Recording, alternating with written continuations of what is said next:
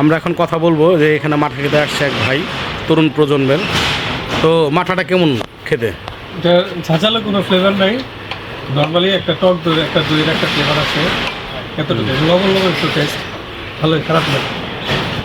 কাকা, এই দই আপনি কতদিন ধরে বিক্রি করেন? এই সরি, মানে আপনি এই মাঠা কতদিন ধরে বিক্রি করেন? আপনার নাম কি? হারাধন না? আপনি তো এই নাওয়া বাজারে বিক্রি করেন না?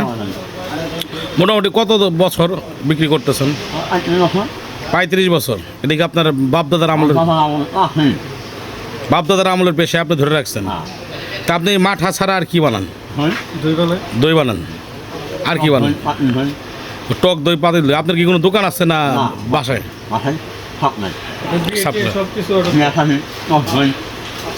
আচ্ছা, আপনার ফোন নাম্বারটা কি দেওয়া যাবে?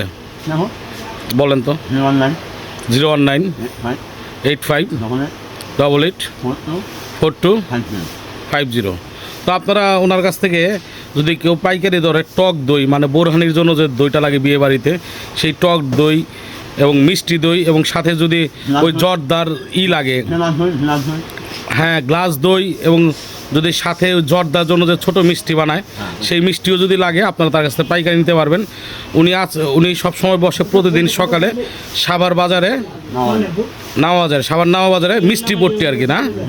ঠিক আছে।